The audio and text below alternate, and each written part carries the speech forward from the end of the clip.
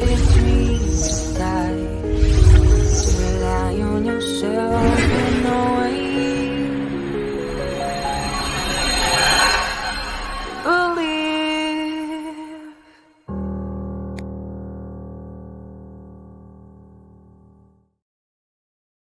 His divine power has given us everything, everything we need. His divine power has given us everything, oh, everything we need for life and godliness, through our knowledge of Him who called us by His own glory and goodness.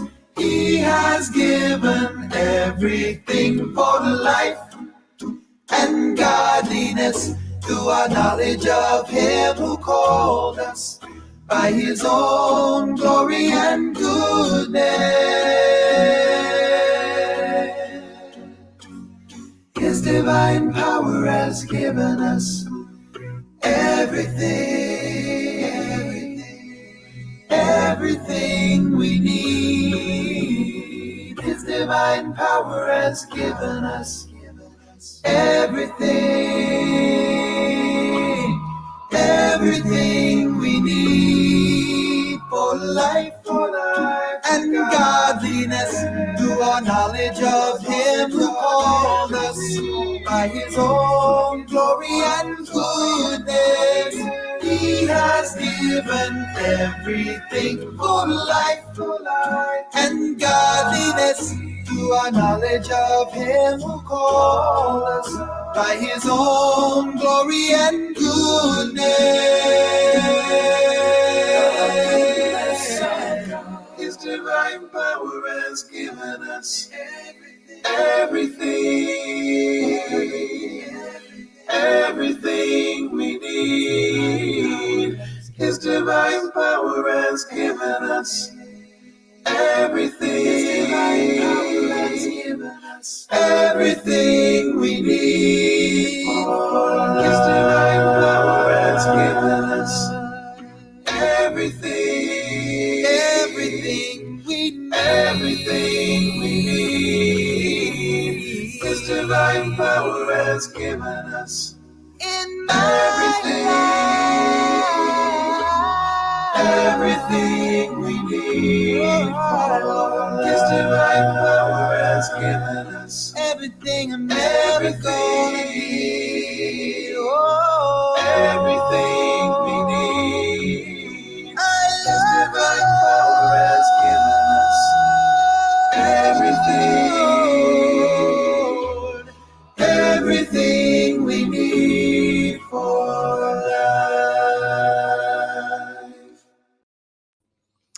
Good morning. I thought we'd start off with a good little reminder. It got dropped on my heart this morning to at least share that song because it's straight, direct scripture, nothing added, no extra points, nothing, just straight word. And I think that is important that we remember that exact idea that He has indeed given us everything we need, because as we go through this particular seal, it is important to understand that He has given everything we need for life and godliness. So let's begin by reading that segment there. Here we go. When you opened the third seal, I heard the third living creature say, "Come and see." So I looked, and behold, a black horse, and he who sat on it had a pair of scales in his hands. And I heard a voice in the midst of the four living creatures say, "A quart of wheat for denarius, and 3 quarts of barley for denarius, and do not harm the oil and the wine." Now, I have heard my share of people and preachers talk about this particular one. This, I think this one has been the most um, conferred on. And I think we have a general idea. So I wanted to, there's one portion of it that I disagree. I disagree. I'm not saying that this is how it is, because all of it, like I said yesterday, is speculation, because we really don't know how it's going to go down. But what we can do is draw references from what he's used before, how he said things before, and kind of break it down a little bit, a little bit. So let's go from a layman's approach about this, because like I said, I'm not the educated one. I'm just going based on what I've read and what he's kind of clarified for me. So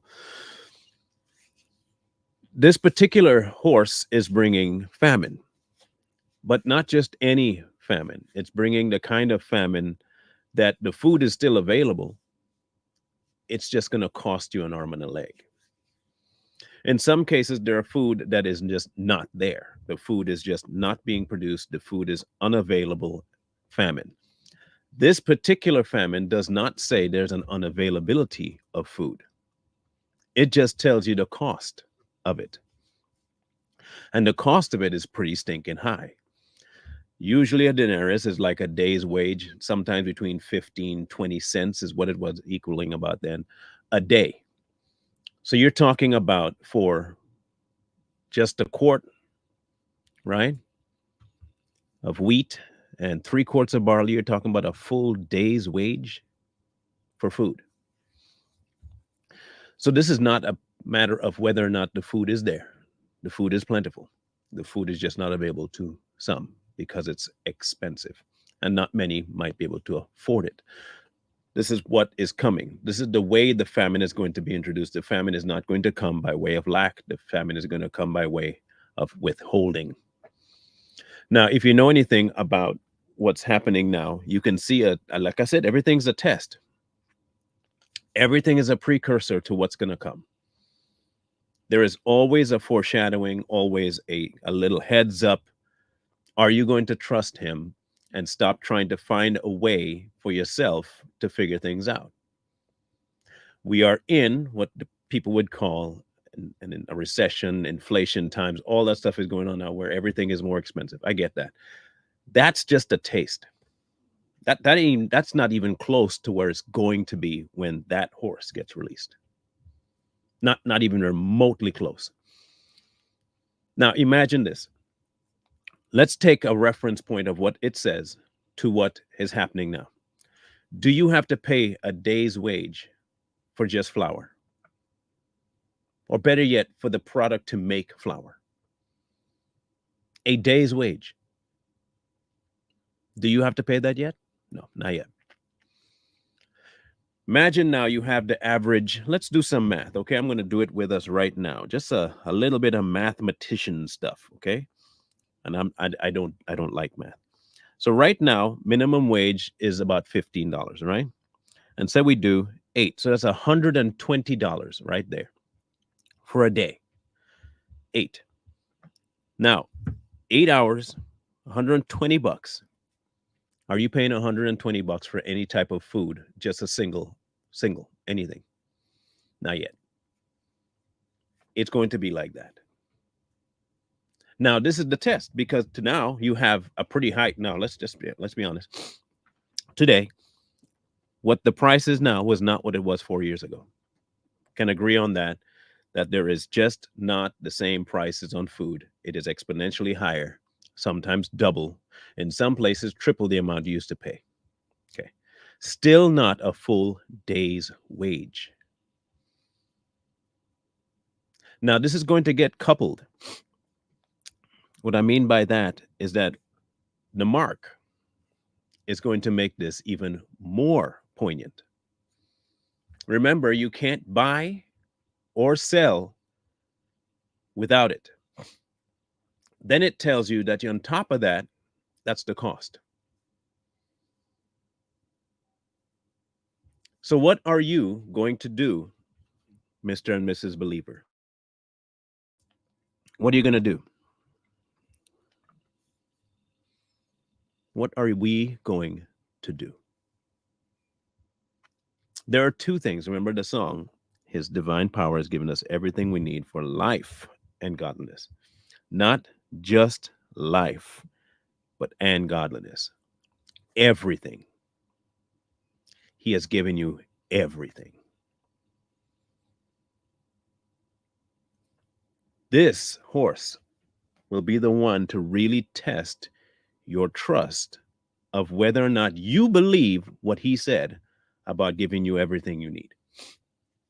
Because our first instinct is to go to man for stuff. That's our very first thing, is to go to man to get stuff done. May not be all of us, but our plan: work, somebody else; assistance, somebody else.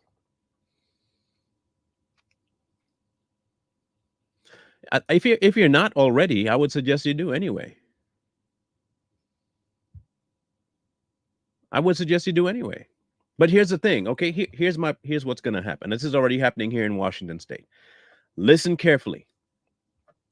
They are already putting limitations on what you can and cannot plant. They're already going through and making sure that you can't produce certain things in a certain amount. Are they shutting down farmers? Yes. Are they shutting down people who have animals? Yes. They're doing all of that. So even if you were to have your own, growing your own food, they are going to try and shut that down too. It still comes back to you trusting him to provide. That would be the ultimate test. You can't, okay, let's go through some stuff here. You can't get rainwater in certain states. You can't collect your own water without a fee or fine. You can't grow a certain amount of wheat here in Washington State. There are certain plants that you can live on, they won't allow you to grow. So what good will be your little patch if they find it and destroy it? What good is it? What good is it? Because they still have the option to shut you down. But don't forget this, it's the same God we serve that dropped manna. The same God we serve now is the same God that dropped manna that didn't have anything to do with planting, didn't have anything to do with hard labor. He fed them. He sent quail. It's not a matter of whether he can provide, it's a matter of whether or not we believe he can. And how we respond to that belief is what's going to cause later on what we do. And this is what we're going to encounter. This is going to be our biggest test. Let's be honest, I like food. I don't eat nearly as much as I used to. I'm down to like a meal a day. Sometimes I won't even eat in a day, and I'll just not even realize I didn't eat. Stomach's a whole different beast right now. I had to have my meals. Never really was a fan of breakfast, but lunch, dinner, had to have it. Now, well, let's be honest, we like food. It'll be one of the biggest tests for many people to not be able to get what you want when you want it. This horse will be one of the biggest things and the biggest tests for the church. You realize how easily we've made food a staple in church? How many of you remember potlucks? Or just simple get-togethers around food at church? Y'all remember those? You still have them, right? You share a meal. It is one of the uniting factors. And when that goes away, and it's very scarce and hard to come by, many people stop associating. This will be the cause. It'll end up being something like that. Now, with the trust factor being tested in your trusting of God, you'll still meet. Food or not, you'll still meet. Starving or not, you'll still meet. Here's the other side to starving. Anger. Anger is one of the, when you're hangry, you get hungry and all of a sudden you just decide, irritable, There are lots of side effects to famine that people are not thinking about that will need you to step up your trust game with God. There is, when I say this particular seal is one of the most invasive ones. See, here's the part: the war thing, taking peace outside of your control, really. But that one, you have zero control at all over this. Very rarely do you find if something like this coming into where you can't even do for you. You can't even do for you.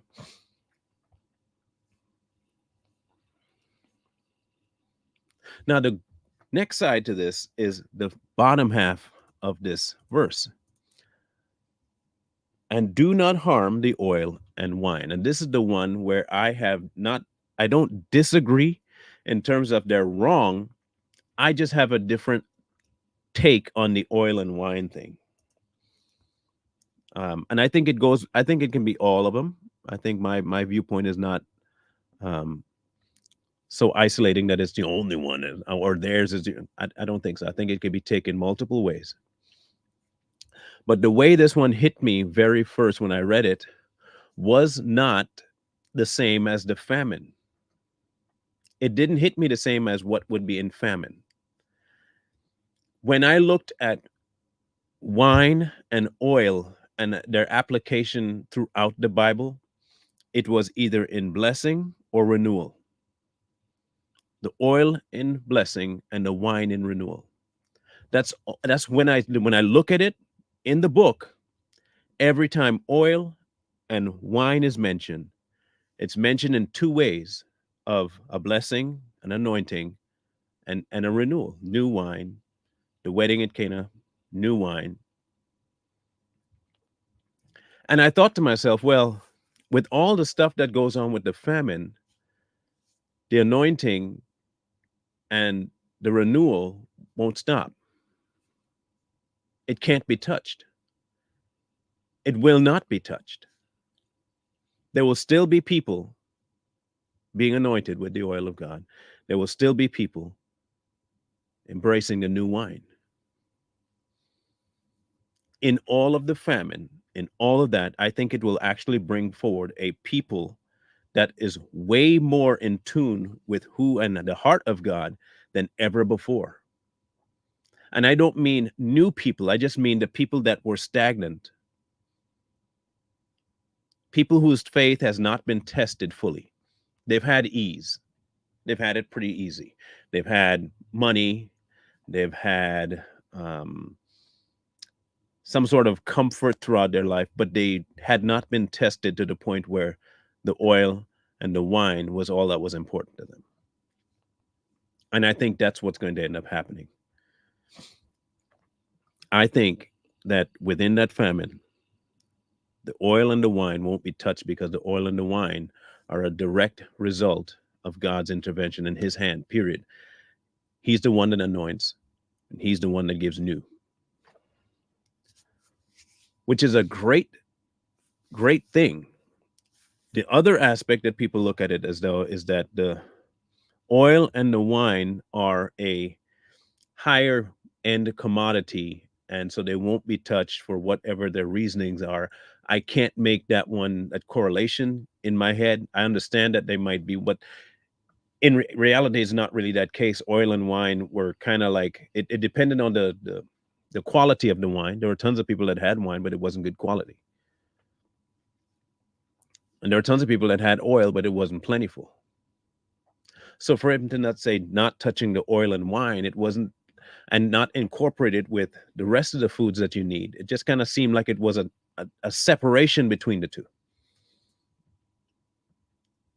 And it could also be a separation of hard and liquid.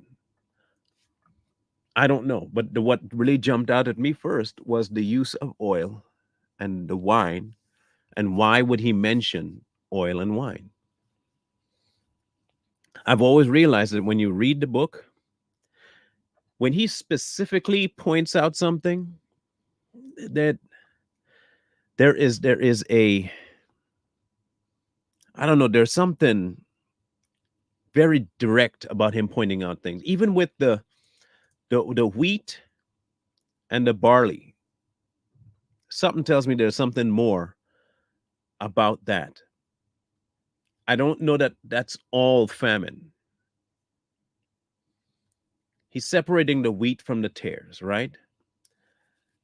And if wheat is very hard to find or scarce in quality and quantity, and it's very dear, it could also mean that what's going to happen with the people that are set apart, we are going to be sought after, but us having been found as wheat is also going to be few and far between, hard to get a hold of.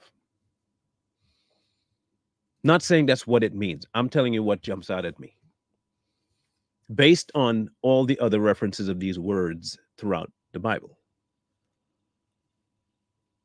and the way he talks about them. Even to the scales, when he had a pair of scales, the first thing that came to my mind was Daniel 5. Y'all remember Daniel 5? You've been weighed in the balances and found wanting. Scales of judgment.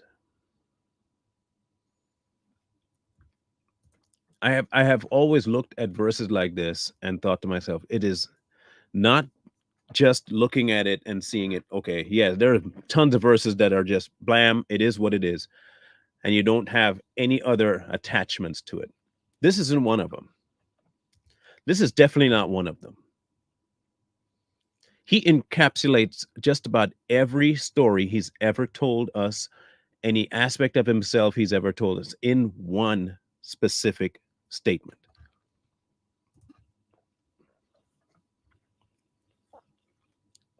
If the book is supposed to direct us to him, not to knowledge, to him, if the book is supposed to encourage us to have a deeper relationship with him, this particular horse might be the one that most of us really need to gravitate to the understanding of his purpose. This particular purpose is probably the one thing that all believers need to establish now, so that then it's not that big of a task. We can't afford to be the ones that are just latent in our trust. Embrace the oil, embrace the wheat, embrace the wine, keep it near, keep it holy, keep reverence for it.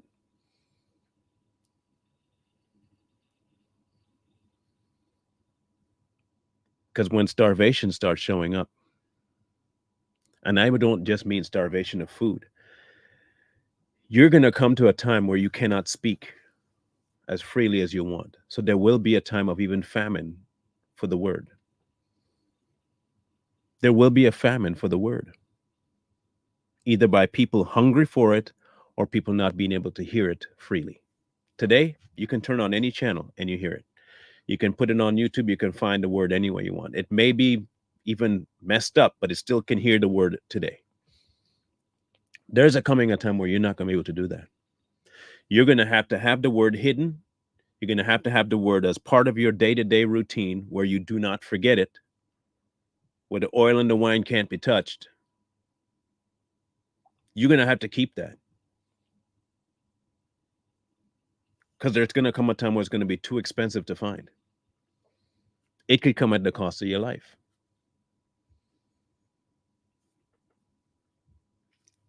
But we have strayed so far from the reverence of God, much less reverence of finding it. It's going to be, look, I do believe that the falling away is going to happen massively, because the test that's coming will be too much for the superficial Christian. The Christian that's, I believe God exists kind of Christian. Or we're supposed to all be sweet and cuddly Care Bear Christian. That those ones are not going to be the ones that are going to make it through this. Because they're in name. They say, Lord, Lord, but their hearts are far from me. They are very far from the actual reverence of God. They don't fear him. They don't love him deeply. They just have this concept of God that he is all nice, all sweet, all loving, all this, all that, but none of it is in reverence. They just have it stated because it can be said. That's all. I'm not saying who. I'm just saying there are plenty of them like that. If you want, you can tell them too. You can tell who they are. The instant a difficulty hits, the first person they ask, why is this happening, is God. Why are you asking God, why is this happening? Didn't he tell you this is what you're going to have to endure while you're here? I'm pretty sure he told you that. I'm 100% sure that he told you this was going to happen. So why are you asking why? That's nature now. That's the way the world will work until the end of it. It's unavoidable. You can't do it. Why are you asking him why? That's the time that you step in and say thank you. Not why. It's a thank you that he's still there. A thank you that he never changes regardless of the decision. That's the thank you, not the why. Now imagine putting that person in a position where they have no money, no food, and you can't buy it. Unless you do, that thing.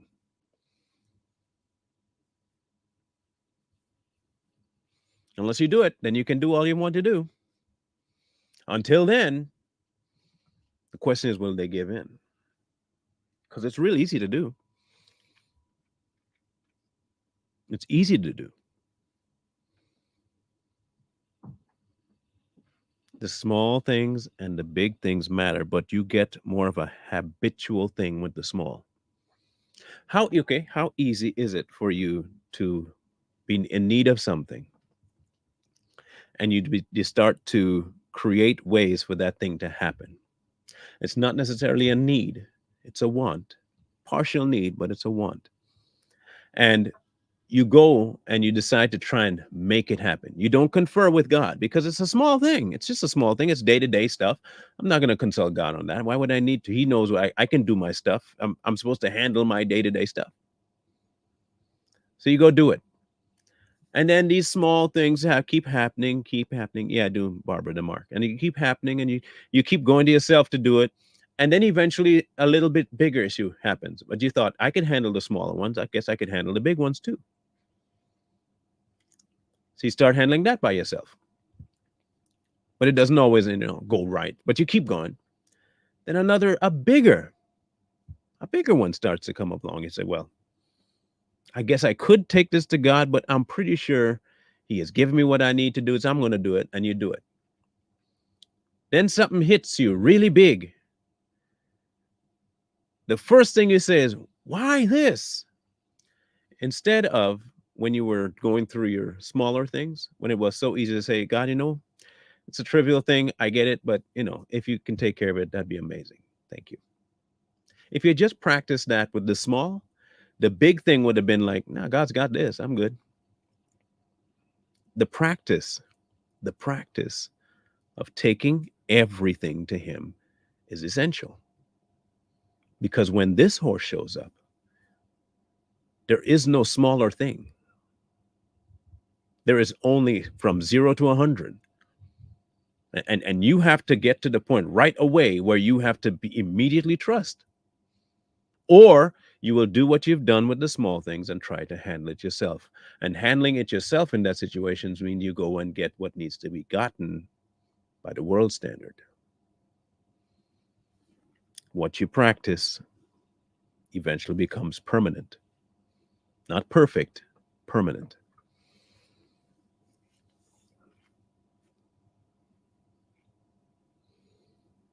Permanent. We have become a generation with a severe lack of trust. But the lack of trust happens because we have lost reverence. We've lost every bit of reverence for who God actually is. Because if we did understand who he was and is, look,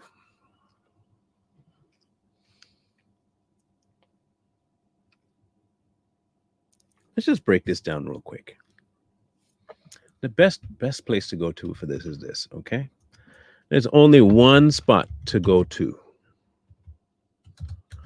for this. Let's do it.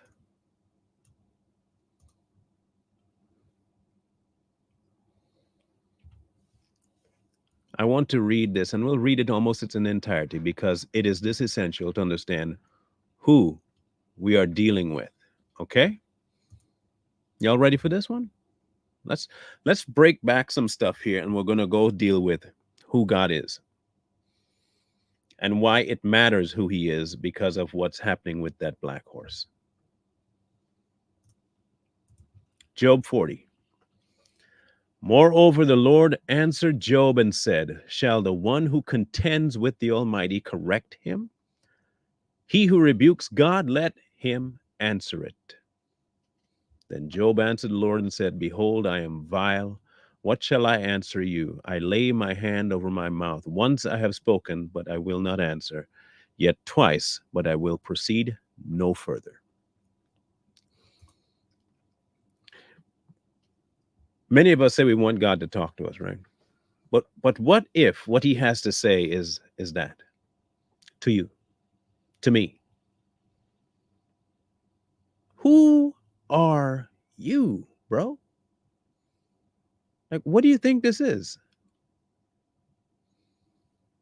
Do you really think that you can compare in any way, shape, form, or fashion, or even have the position to say anything to me?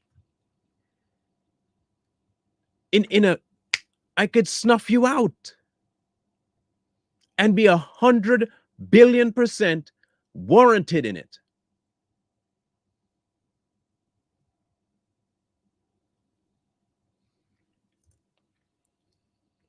Then the Lord answered Job out of the whirlwind. I want you to understand the whirlwind. If you've ever seen them, they're destructive. They will tear things up like that. It'll just ruin settlements in seconds. Not to mention the really big ones. They will wipe out counties in a heartbeat. Okay? He is showing his full force right here in a simple manifestation of a whirlwind. Simple, but so profound. I will rip your world up like that. Do you understand who I am yet? Is what he's telling Job. Now, prepare yourself like a man, and I will question you, and you shall answer me. Would you indeed annul my judgment? Would you condemn me that you may be justified? Have you an arm like God? Or can you thunder with a voice like his? Then adorn yourself with majesty and splendor, and array yourself in glory and beauty. Disperse the rage of your wrath. Look on everyone who is proud and humble him. Look on everyone who is proud and bring him low. Tread the wicked in their place and hide them in the dust altogether.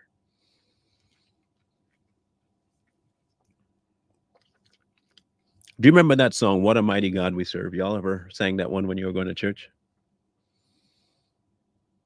What a mighty God we serve. Y'all know that one?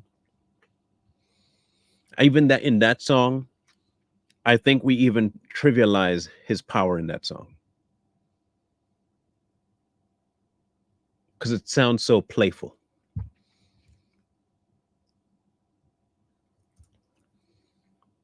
Bind their faces in hidden darkness, then I will also confess to you that your own right hand can save you. Look now at the behemoth which I made along with you. He eats grass like an ox.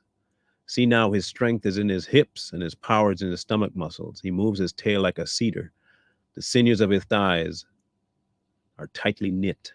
His bones are like beams of bronze, his ribs like bars of iron. He is the first of the ways of God.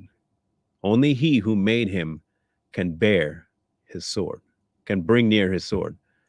Surely the mountains yield food for him, and all the beasts of the fields play there. He lies underneath the lotus trees in the in a covert of reeds and marsh. The lotus trees cover him with their shade. The willows by their brook surround him. Indeed, the river may rage, yet he is not disturbed. He is confident, though the river of Jordan gushes into his mouth, though he takes it in his eyes, or one pierces his nose with a snare. Now, I don't know what the behemoth was, and I don't care what the behemoth was. What he's describing to Job is power, tremendous power that nobody on earth could wrangle, not even a river. Yet, it'll find shade in some of the most weak places, a marsh, reeds. See, God knows how to describe himself without fully describing himself. All that power, and it can participate in some of the most soft and volatile locations on earth.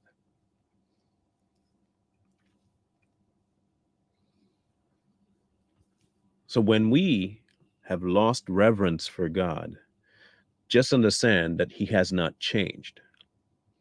Just because we don't see him as he is, it changes nothing about him. Your lack of reverence, my lack of reverence, the only people that are going to be harmed by that is us. And it's going to come into full effect when starvation starts to hit and you are forced to trust. Because we forget Psalms 23 all the time. We don't put ourselves by the river of water. We don't set up our own table. You do realize that we don't do any of that. The only thing it says in there we do is walk. But we don't set anything up. He's the shepherd. We seem to have forgotten that he's the one leading.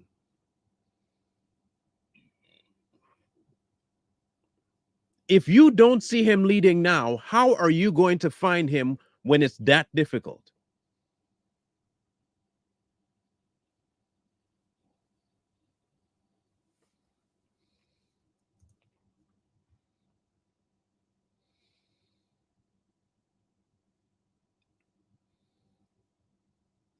It is an insane thing when we put ourselves into this particular location of us being more than God.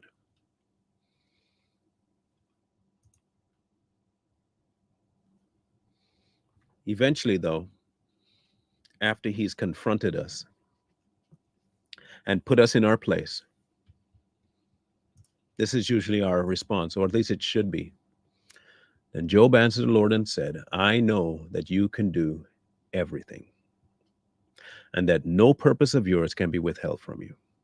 You asked, who is this who hides counsel without knowledge? Therefore, I have uttered what I don't understand, things too wonderful for me, which I did not know. Listen, please, and let me speak. You said, I will question you, and you shall answer me. I have heard of you by the hearing of the ear, but now my eye sees you.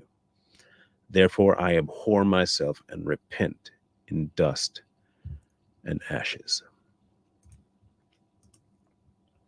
When you realize who you are before the ever-living God, the threats of man, the worry of this life become nothing. Absolutely nothing to you. Their threats of taking your life, inconsequential. What are you going to do? Hasten me to heaven? Go for it, buddy. You're going to hasten me into his presence. Go for it. Do what you got to do. Do what you got to do. Do what you think you feel is going to destroy me. Go for it.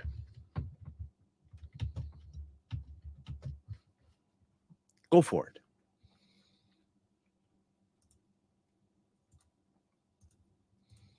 Because what the actual believer has in their mind and heart is one very important thing that many in the world forget. And you'll find it in Philippians 1, verse 21. For to me, to live is Christ, and to die is gain. You're going to threaten me with a good time? Go for it. Threaten away. Don't fight them. If they threaten to kill you because of your belief and your confidence in God, let them do what they got to do. Because if you give that up, if you deny me before men, I will deny you before my Father. Y'all forget these things that he said? If you're not being bold now, you're not going to be bold then. It's not going to be, if you do manage to find your spine, it's not going to be easy. It's not going to be easy.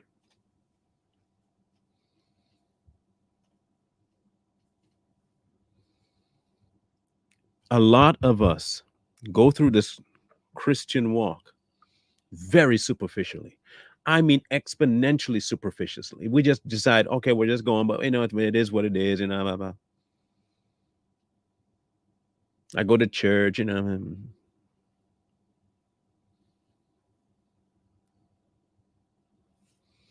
I've answered this question before. I don't care. The reason I don't care is because I'm not the one rapturing anybody. If I stay where I'm supposed to stay, whatever he does will happen. I will be where I'm supposed to be regardless. I have been given a charge. I was not told to prepare for a rapture. I was not told to be ready for the rapture. It tells me to be in communication and communion with God. That is all it says to do. I'm not in charge of the end time. I'm not in charge of when it happens. I'm not in charge of how it happens. I don't care. If God says he's got this, why am I so concerned about something that he's the one doing? That's not my job. My job is not to be worried about the rapture, whether the rapture is happening, who's going. My job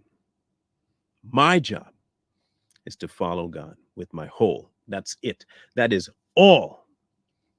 If I'm abiding, do you not then think that I will be prepared for whatever rapture may happen? Instead of constantly looking for the rapture to escape, I don't need to escape anything. I'm already away from it. I am in him. I'm already there. I'm not, for all I know, I could die tomorrow and never see the rapture. Even if I'm going to be raised in from the dead, that's not my concern. Like at all, not my concern. God has certain things set up. God has it set up. He knows the beginning from the end from he knows it all. Why would I worry myself about something that is one, not in my control, and two, me not doing it? I'm not in charge of the rapture. I don't even know if an actual horse is going to come down. We don't know if that is referencing an actual famine or an actual horse showing up to dissipate. We don't know. We could all say it's allegory. It's all, you don't know. If God decides that an actual pale horse, an actual black horse, an actual white horse shows up, massive, big, sweeping over the whole earth to freak people out, don't know. Also, don't care. Why? I know the one who's authoring this. And whatever direction he takes it, he takes it. However he decides to do it, he does it. If I know his voice and I'm supposed to be part of his flock, he said it, right? My sheep know my voice. I won't get fooled. I won't get fooled. Because you know why? If I ever start feeling myself questioning, you know who I can go to clarify all of this? Him. Him.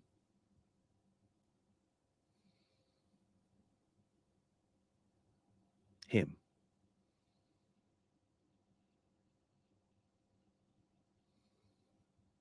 Guys, look, I don't know, and none of us do, how this is all going to play out in the end. We don't know. We don't know. We simply don't. We have concepts, we have ideas, we have probabilities, we have all kinds of things at our disposal. Our mind can run 15 billion different ways about what will and how it will, and how we don't know. Okay, so just admit you don't know. And since you don't know that, but you do know who's in charge of it, why don't you get to know who's in charge of it so you don't have to worry about looking for it yourself?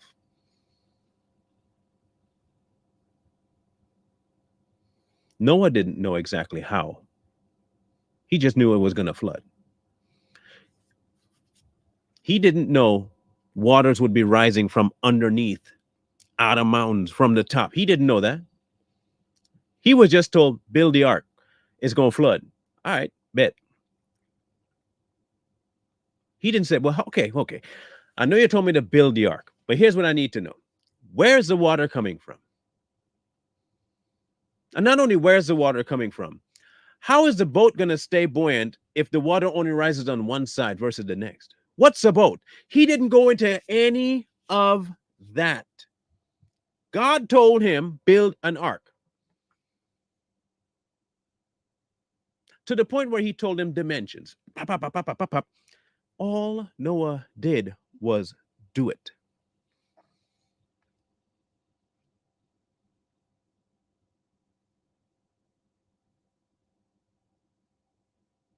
Just do it.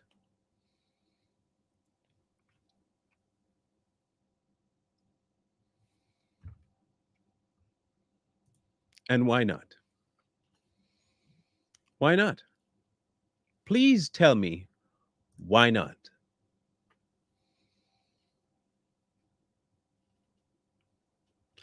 I don't care.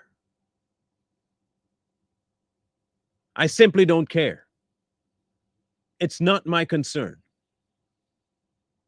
I'm not the one in charge of it. I'm not the one executing it. But I know the one who is, and I know what he's capable of and what he is. So I don't care. My life is forfeit. I don't care about that either.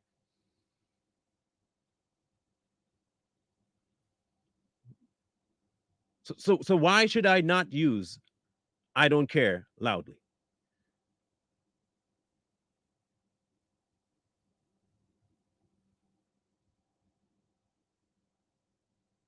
I don't care. I don't care what the world does. I don't care what's happening next. I don't care.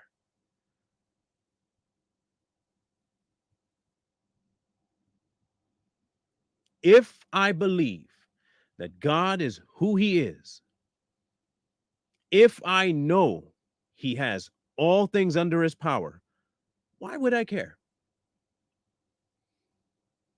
What concern is it of mine?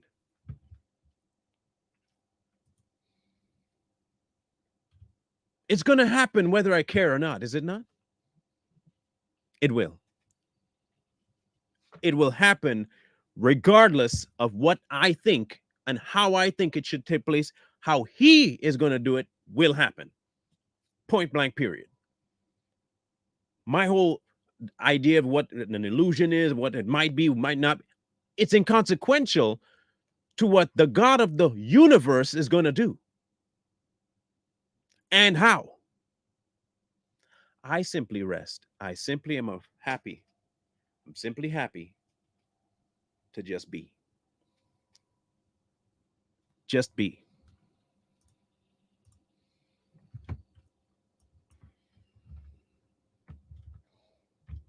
Just be. You know why? The Lord is my shepherd. I shall not want. He makes me to lie down in green pastures. He leads me beside still waters. He restores my soul. He leads me in paths of righteousness for his name's sake. What am I doing walking? Yea, do I walk through the valley of the shadow of death? I will fear no evil. Why? Because you, God, are with me. Your rod and your staff, they comfort me. He prepares a table before me in the presence of my, all of the people that dislike me, hate me, want Christianity to end, they're right there. And he sets up a table right in front of them. You anoint my head with what? Oil. Touch not the oil. My cup runs over. Surely goodness and mercy shall follow me all the days of my life, and I will dwell in the house of the Lord forever. I don't care. There's one behind me. There's one before me. There's one with me.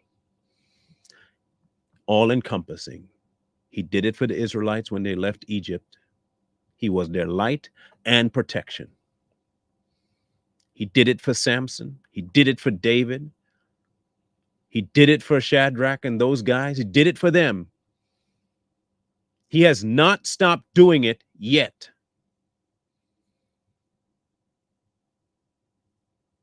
And if he has that kind of power to do what he wills, I don't care.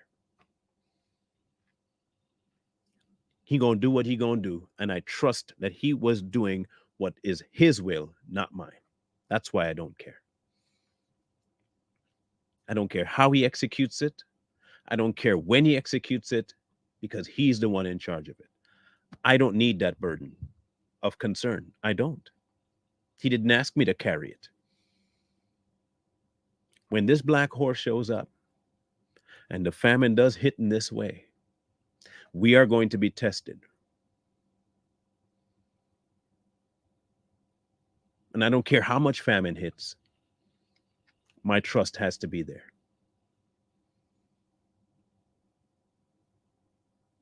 Your trust has to be there.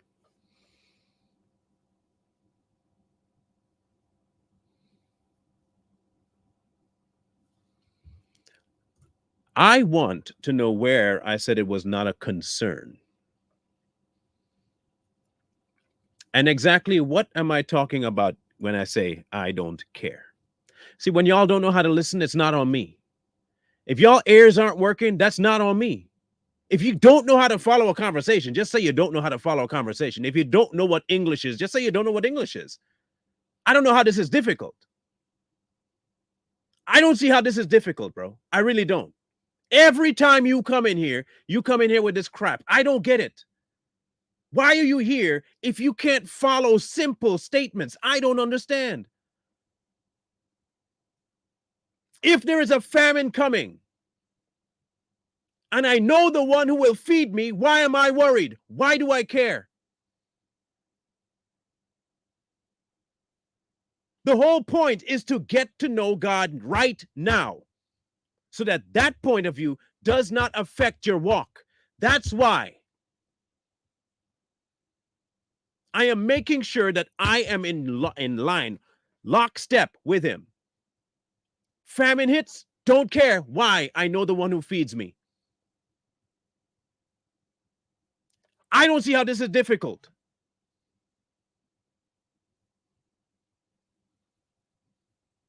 I really don't understand how this is hard to understand. This is remedial. This is stuff you could get without going to seminary. I don't understand this. Look, if you want to worry about it, feel free to worry about it. Do what you got to do. Worry. Be concerned. Go tell everybody to be worried about the fact that you're going to be starving. Go do that. You do that. Feel free. I refuse. I will read exactly what the book says. And I will also read that the book tells me who my God is. And I know for a fact that my God has me in that event. That's why I don't care. That is why. If you don't understand trust, then just say you don't understand trust. Just say that. Why would I go around stressing people out instead of introducing them to the one who removes all the stress? Why would I do that? Yes, this is going to happen. No duh. It says it plain as day. That will happen. No one is saying it's not. No one is saying I don't care because it won't happen. No one is saying that. The reason we're going into it is to tell people that the way to avoid all and every part of this issue is to trust God. He's got this. And if he has it, why are we worried? Why?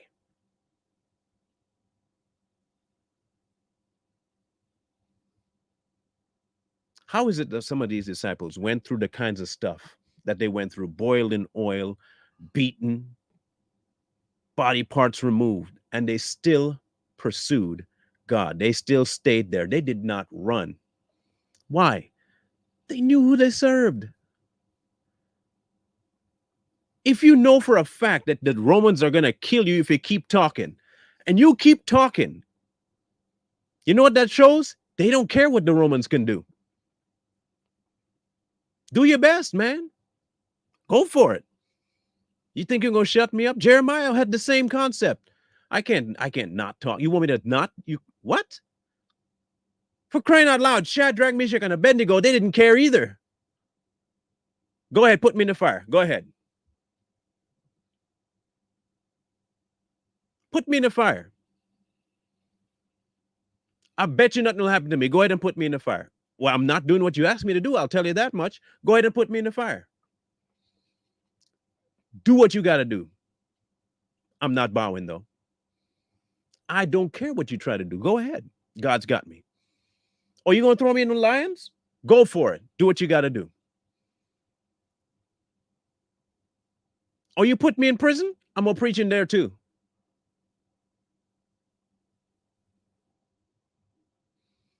Where was their fear? Nowhere. Stephen, you're going to stone me? Do what you got to do. I'm not shutting up. No fear. They didn't care about their life.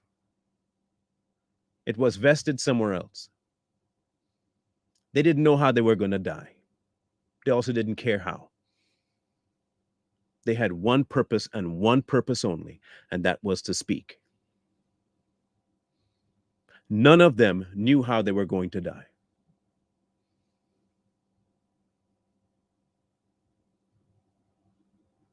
But I must be concerned.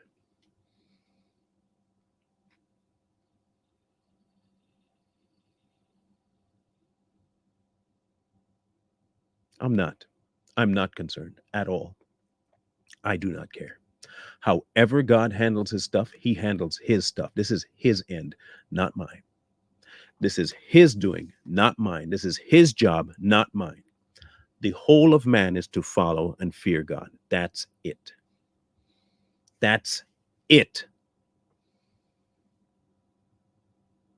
And he tells you how to follow, and he tells you what reverent fear looks like.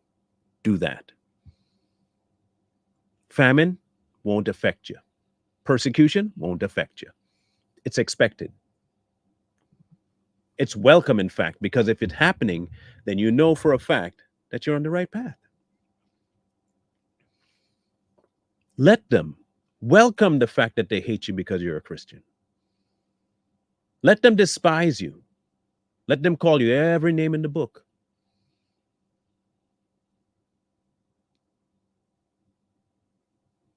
It's a good thing, a very good thing.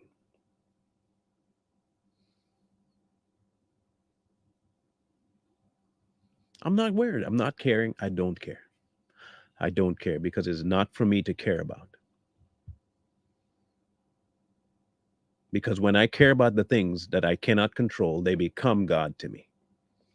When I care about the things I cannot control, they will eventually consume me.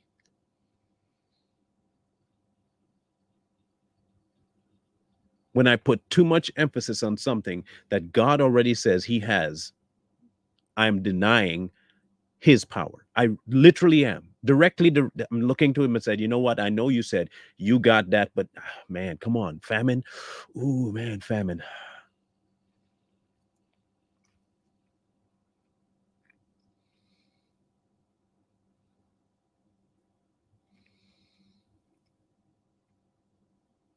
It's just crazy to me.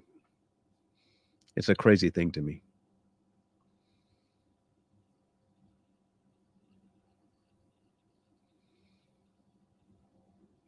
These things will happen. Plain and simple. Everything in Revelation is going to happen. And if you were to read it as it is, it would freak you out.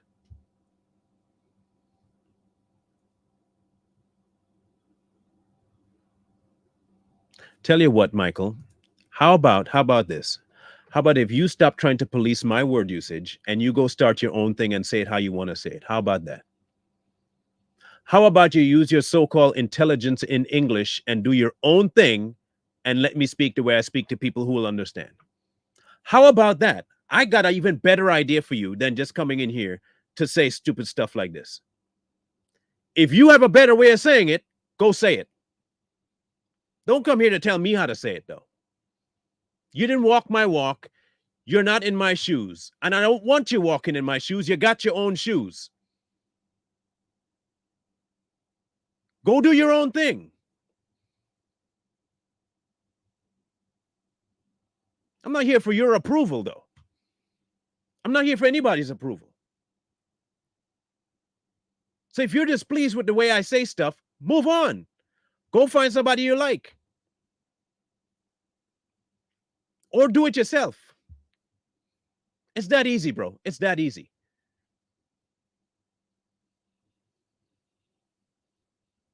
It's that simple.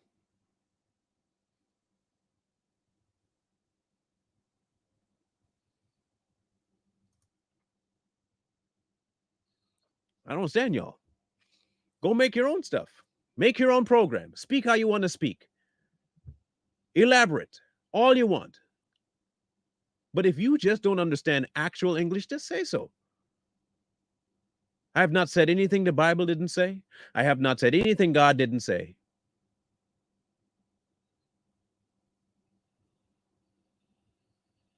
You want to get hung up on the word God. I have to wonder who is your God.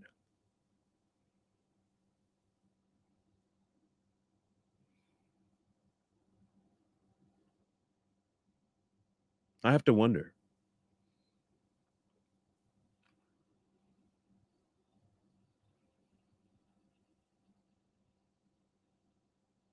I will say it again, and I will say it proudly, and I will say it loudly. God is in charge of the end from the beginning. God is the one that's going to end this world. God is the one who's going to cast who he has to cast into the lake of fire. God is the one who will let anyone he decides to let into heaven, into heaven.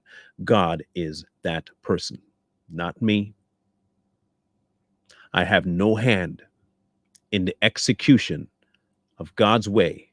It is his. If he decides to use who he decides to use, I will know. And I'll be ready for it. Why? Because I'm abiding. I am abiding.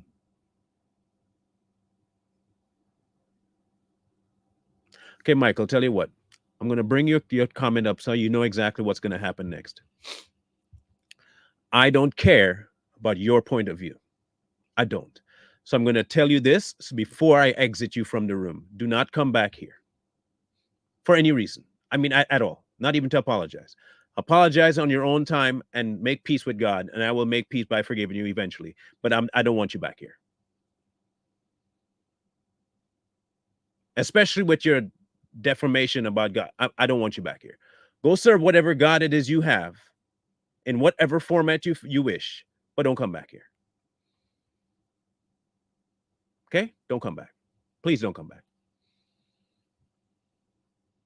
You think you seem to have it all together. So if you have it all together, you don't need to come back. You have it right. I'm wrong. I'm pointless. Perfect. Don't come back. Okay? I'm going to exit you from the room now so you don't have to be here to endure such crazy stuff from me. The last thing I want is to railroad your walk with whatever God you're serving. I don't want to do that at all. That's the last thing I want, is to derail your walk with whatever God you serve.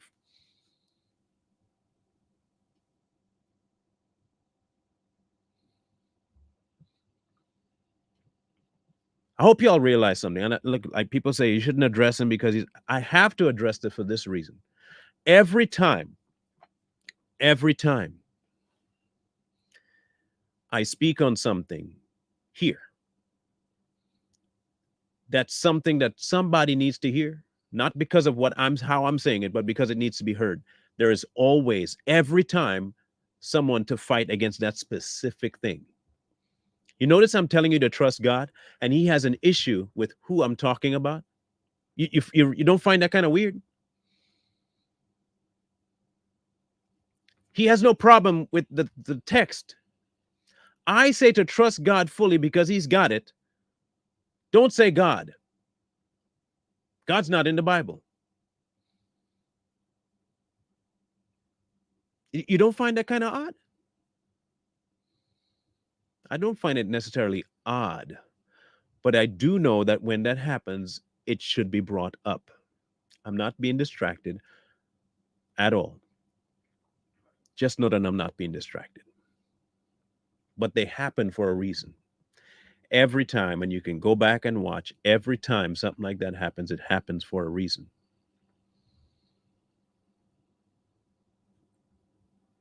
And a very specific reason.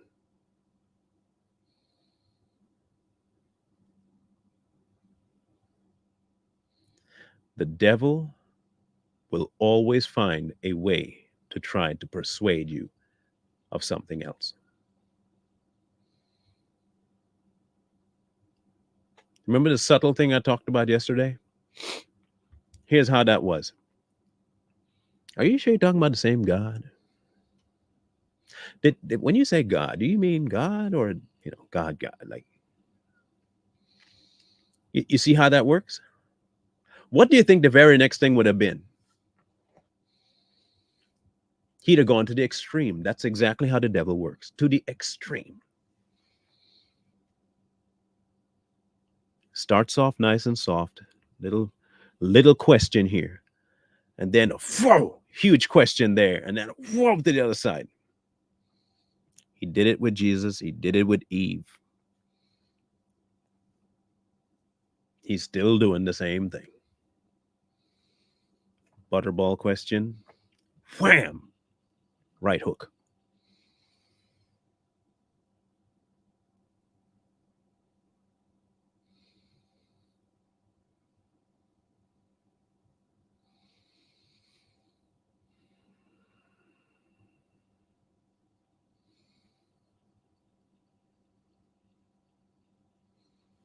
I am convinced that the reason people cannot trust God fully is because they don't know him. And I don't know all I need to know about God. I know enough to know that I don't need to know everything. What I do know and what he has made known to me is more than sufficient for me to believe that he has everything under control.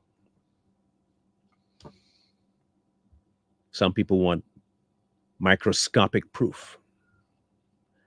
What he's told me, if it's not sufficient for me to believe,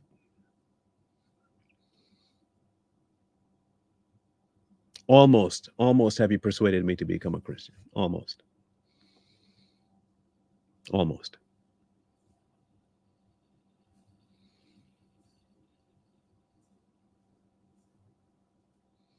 Which means what? Not everything could he see.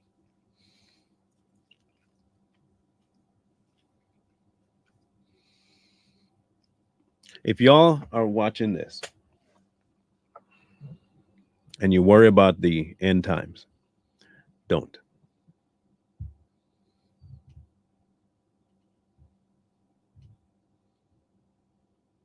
If you're worried about the end times, don't be. If you're looking for this to happen, to that to happen, in order for this to be and this to be, stop. Your Father has the reins. A little kid who trusts their father does not question every movement the father makes. If dad says, we're going to the store, get in the car. The child doesn't then proceed to say, Dad, do we have gas? Dad, is the tire working? Dad, is the engine fine? Dad, what do you have in your trunk? Dad, is the seat going to work? Dad, how's your indicator? Dad, is the steering working? Dad, what about the serpentine belt? Dad, did you check the engine block for a crack? Dad, does he do that? No. Oh, I'm going somewhere with Dad. Oh, I'm getting in the car. We're going. Why is it that we feel the need to question every one of God's moves? He said, we're going. Go. Just go.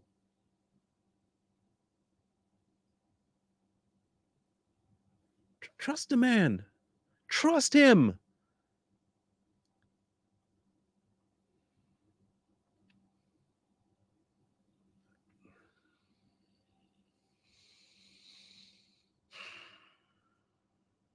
Man alive. I have been through enough in my short term here on earth to know full well that I cannot plan for everything. No matter how much time you give me, I can't plan for everything. I can plan for most, but I can't plan for everything.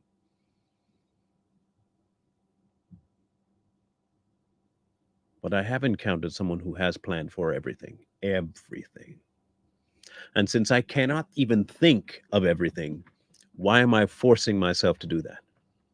When he has it, he knows everything. Let him do what he's got to do. I keep saying it because it doesn't seem to be getting through. Trust God. Please. If you do nothing else, trust.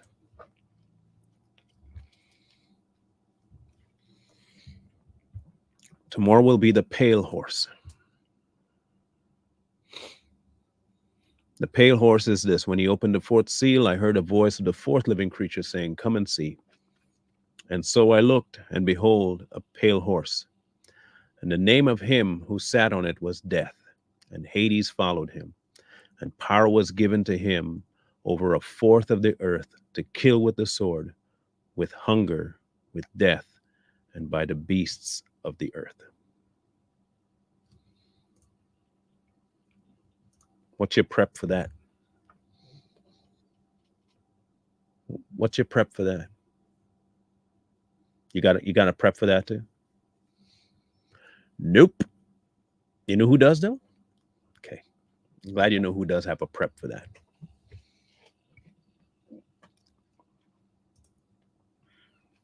I'm glad people know who has a prep for that.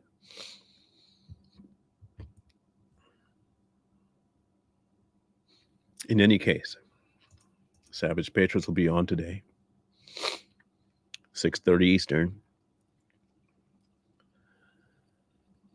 And then tomorrow we'll deal with the pale horse.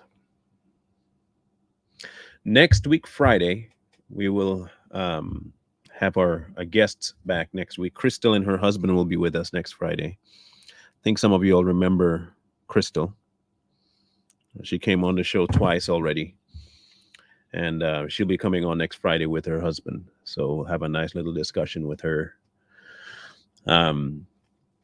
next Friday. This series will end on Tuesday next week. So we'll only have Wednesday and Thursday as stuff we'll talk about. I do have something to talk about next Wednesday. But I won't put that out there just yet. I want us to get past this first. I can tell you this much though. I do have plans to go into Hebrews at some point. I don't know if that will be Wednesday and Thursday, but I do want to tackle Hebrews at some point. So just so you know. So we'll catch up tomorrow morning for the Pale Horse and at 6:30 for the Savage Patriots. All right. Think what else? Scrolling at the bottom again, as usual. You know what to do with that. You know who to go to. We've been talking about God all day. Take it to the author. Take it to the author. No one else. And in the meantime, and in between time, we'll catch you guys later today. Wisdom calls to you from the streets. So please, please, please find wisdom. Peace. Hold tight the dreams, for if dreams die.